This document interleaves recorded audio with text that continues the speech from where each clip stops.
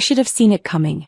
The familiar smirk, the practiced condescension, the way he adjusted his custom-made suit before delivering what he thought would be another crushing blow to his underachieving sister. "Still running that little shop of yours, Emma?" Michael asked, swirling his 18-year-old scotch in a crystal glass that probably cost more than what he assumed I made in a month. We were at our parents' monthly family dinner, a tradition that had become more of a status report than a family gathering.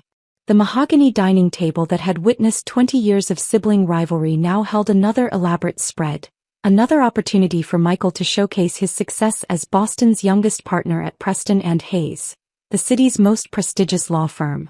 I looked down at my simple black dress, no designer label, no flashy jewelry, and smiled. "Yes, still running it." "Fascinating," he drawled, not meaning it at all. "And what is it again? Some sort of online thing?" Our mother, Elizabeth, shot me a concerned look from across the table. She'd never understood why I'd turned down law school to start my own business. In her world, success had a very specific look: degrees from elite universities, corner offices, and country club memberships. "E-commerce solutions," I said quietly, cutting into my perfectly cooked steak. "We help businesses scale their online presence." Michael laughed, that sharp, dismissive sound I'd grown up hearing. "Right, like those dropshipping schemes college kids run from their dorm rooms. At least it keeps you busy." I thought about the contracts sitting on my desk, the acquisition deals pending approval, the international expansion plans that would reshape global e-commerce. But I stayed quiet. Timing was everything. "Michael just made partner," our father James announced proudly, as if we hadn't heard it the first 50 times. "Youngest in the firm's history. And," Michael added, straightening his tie, "we're about to announce our biggest client ever. Revolutionary tech company. Absolutely massive deal."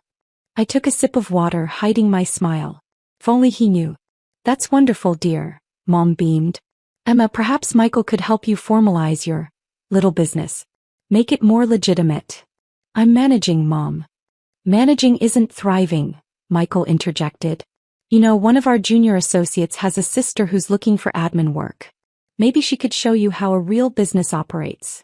The crystal chandelier above us cast shadows across the formal dining room, highlighting the wall of achievements: Michael's law degree, his bar admission, his press features. My space on that wall had remained conspicuously empty since I'd left corporate law to start my company. "Tell us about this big client," Dad urged Michael, his eyes gleaming with pride. Michael sat up straighter, if that was possible. "Can't reveal too much yet, but think tech giant. Think revolution in e-commerce. Think billions." I dabbed my lips with the linen napkin, remembering the email I'd sent that morning to Preston and Hayes, confirming our company as their new client. The largest contract in the firm's history, with one specific condition: I would reveal myself as the CEO only during the first official meeting. "Speaking of business," Michael continued, "did you hear about Sarah Peterson? Remember her from high school? She just sold her startup for 8 figures. Now that's how you run a business." He looked at me pointedly. "Some people just understand scale." Mom jumped in, ever the peacekeeper. "Emma's business is different. More modest. There's nothing wrong with that." "Nothing wrong with it?" Michael scoffed. "Mom, she's wasting her potential. Harvard Law wanted her. She could have been somebody." I thought about my office, not the small storefront they thought I worked from, but the real one. 40 stories above Boston's financial district, with a view that made Michael's corner office look like a storage closet. The irony would be delicious if it wasn't so sad. "How many employees do you have now?" Michael asked, though he clearly didn't care. "Still just you and that college friend of yours?" "We've grown a bit," I said. In reality, we had over 3,000 employees across 12 countries, but who was counting? "Growth is relative, I suppose," he smirked. "Hey, if you ever need legal advice about closing up shop, first consultation's free. Family discount." Dad chuckled at his joke while Mom busied herself with rearranging the table settings. The weight of their assumptions hung in the air like expensive perfume, overwhelming, suffocating.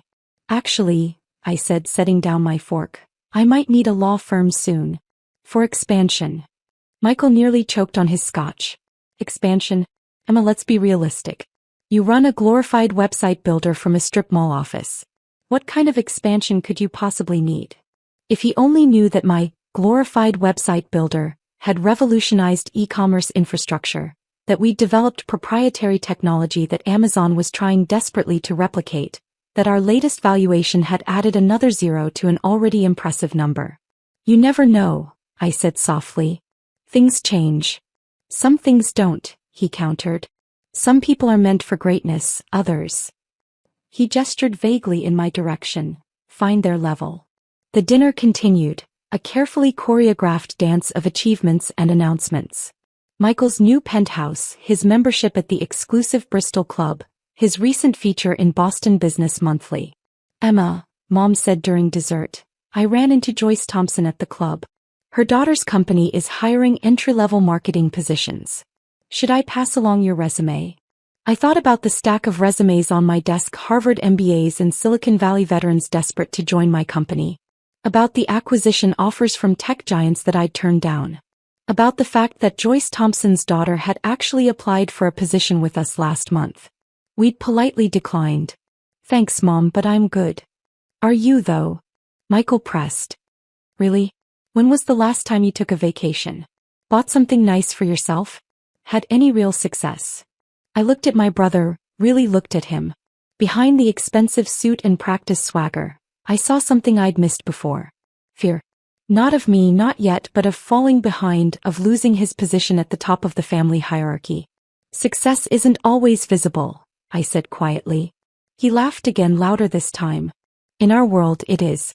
That's why some of us are featured in Business Monthly while others.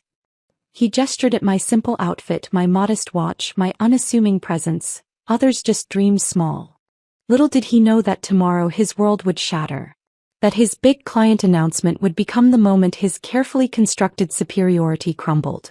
That his little sister's small business would reveal itself to be the tech giant his firm had been pursuing for months. But for now I just smiled and asked Mom to pass the dessert. After dinner, as I walked to my car, a practical Volvo that Michael loved to mock, my phone buzzed. A text from my CFO, acquisition papers ready. Law firm meeting tomorrow at 10 a.m. Everything set for the reveal. I looked back at the house, at the window where Michael stood bragging to Dad about tomorrow's meeting. About how he'd personally brought in the biggest client in the firm's history. About how this would cement his legacy. Ready to approve your first billion-dollar expansion, big brother? I whispered to myself, starting the car. The next 24 hours would change everything.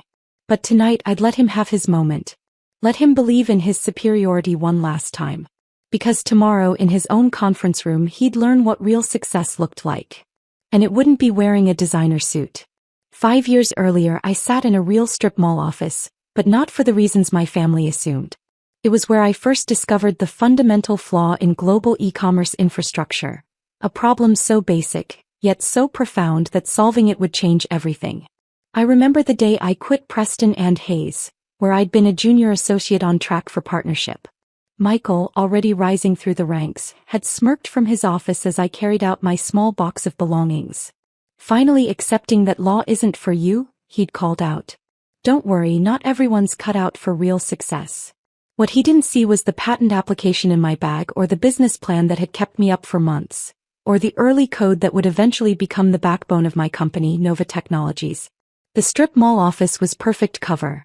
A small front operation while the real work happened in a secured facility 2 buildings away.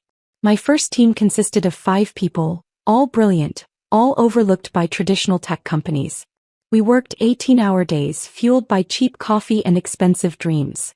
Your brother's making partner, Mom would remind me during our weekly calls. And you're still playing with websites. Playing. If only they knew that while Michael celebrated court victories, I was rebuilding the foundation of digital commerce. That while he boasted about billable hours, I was filing patents that would be worth billions. The first breakthrough came 9 months in. We developed a system that could process e-commerce transactions 50 times faster than existing platforms, with 99.99% accuracy. When we tested it, the results were so impressive that our servers crashed. I remember calling my first major investor, Sarah Chin, at 3 a.m. We did it, I said, my hands shaking. It actually works. Her response was immediate. How much do you need? 20 million to start. He didn't hesitate. Done. But why aren't we announcing this? I thought about Michael's condescending smile, about Mom's worried glances, about Dad's dismissive waves. Not yet, I said. Let's build first. Prove everything. Then we'll talk about announcements. The company grew exponentially but quietly. We moved the real operations to a secure facility outside Boston, maintaining the strip mall office as a front. Every time my family asked about my business, I'd direct them there, to the small space with its modest sign and basic furniture. Meanwhile, Nova Technologies was revolutionizing e-commerce. Our system wasn't just faster, it was smarter, more secure, more scalable. Major retailers started adopting it. Then international companies. Then governments. Still working late at your little shop? Michael would text while I was actually in meetings with tech giants and government officials. Someone has to, I'd reply, sitting in my real office 40 stories above Boston watching my empire grow. The valuation hit $1 billion 2 years in. I celebrated by buying a penthouse in the building next to Michael's law firm. Not that I ever told them. I watched from my window as he left work each day, proud in his success, completely unaware that his struggling sister could buy his firm 10 times over. Then came the global expansion. Nova's system was revolutionizing markets in Europe, Asia, South America. We maintained absolute privacy. No press releases, no social media presence, no public face. Our clients knew who we were, but we required strict NDAs. I wanted to succeed on our terms, not for show. Emma needs to be realistic, I overheard Mom telling her friends at the country club. Not everyone can be as successful as Michael. I was in the club that day, meeting privately with tech executives in a back room, signing contracts worth more than the club's annual revenue. The irony wasn't lost on me. The decision to approach Preston and Hayes came after careful consideration.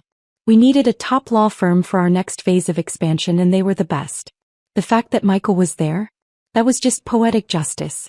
Your brother's firm is handling the Novity account, Dad mentioned at dinner one night, bursting with pride. Biggest tech client they've ever had. I nodded, remembering the email I'd just sent approving the contract. We'd used our holding company name, Novity, keeping Nova Technologies hidden until the right moment. The company grew beyond even my expectations. Our technology was processing trillions in transactions. Major platforms depended on our infrastructure. We were, quietly but definitively, becoming indispensable. You should see my new office, Michael bragged last week. Corner suite, executive bathroom, full staff. I looked out from my actual office, entire floor, private elevator, global command center, and smiled. Sounds nice. The decision to reveal everything wasn't about revenge. It was about truth. About showing that success doesn't always wear designer suits or need constant validation. Sometimes it works quietly, builds steadily, changes the world without needing applause. Yesterday I signed the final papers. Nova Technologies would officially engage Preston and Hayes, with one condition: I would reveal myself as CEO during the first meeting. Michael's meeting. The one he'd been bragging about for weeks. This client will make my career, he'd boasted at dinner. Tech company worth billions. Revolutionary stuff. I let him talk, let him bask in his perceived coup. Let him believe one last time that he had achieved something I never could. My phone buzzed, another text from my CFO. Everything's set for tomorrow. Board approved the expansion plan. $3.2 billion initial investment. I looked at my reflection in the office window. Simple black dress, minimal jewelry, quiet confidence. Tomorrow, in Michael's precious conference room, his entire worldview would shift. But tonight I had work to do. Real work. The kind that changes the world without needing permission or praise. Because tomorrow wasn't about showing up my brother. It was about showing him, showing all of them, that success doesn't need announcing. It just needs to be real. The morning of the reveal, I dressed with careful consideration. The same style of simple black dress I always wore, but this one from my private collection. Oscar de la Renta, not that anyone would notice or care. A subtle reminder to myself that power doesn't need to announce itself. Preston and Hayes occupied the top floors of a gleaming tower in downtown Boston.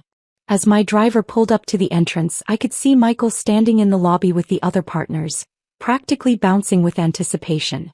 Their biggest client meeting. His crowning achievement. Ms. Wilson, the security guard greeted me, using my holding company's surname. The partners are expecting you. I noticed my brother's head turn at the sound of a new arrival, then dismiss me just as quickly. After all, what could this unassuming woman in a simple dress possibly have to do with his big moment? Running late, Emma? He called out, that familiar condescension in his voice. The cleaning staff entrance is around back. Several partners chuckled. I smiled, walking past them toward the executive elevator. Actually, I'm right on time. This is a private elevator, Michael said sharply. For executives and important clients only. I held up my access card, the one sent specifically to the CEO of Nova Technologies. His eyes widened slightly, confusion crossing his face. There must be some mistake, he started, but the elevator was already closing. See you upstairs, brother, I said softly as the doors shut. The conference room was immaculate, wall-to-wall windows, leather chairs, and a spectacular view of Boston Harbor. The managing partners were already seated, along with their senior team. Michael rushed in moments later, straightening his tie. The CEO of Nova T should be here any moment, he announced importantly. This is a transformative day for Preston and Hayes. I took my seat at the head of the table, opening my laptop. Shall we begin? Michael frowned. We need to wait for Dash. The CEO of Nova Technologies? I interrupted quietly. She's already here. The room went silent. Michael's face went through a series of expressions: confusion, disbelief, dawning horror. No, he whispered. I stood, smoothing my simple dress. Hello, everyone. I'm Emma Wilson, founder and CEO of Nova Technologies, also known as Nova T. I believe we have some contracts to discuss. The managing partner recovered first, his face breaking into a broad smile. Ms. Wilson. We had no idea, Dash. That's impossible, Michael interrupted. Emma runs a small web design shop. She's nobody. Actually, I said, clicking a button on my laptop that activated the room's presentation screen, I run this. The displays filled with Nova's real statistics. Global reach. Market penetration. Valuation. Revenue streams. With each number, Michael seemed to shrink further into his chair. As you can see, I continued calmly, we're planning a significant expansion.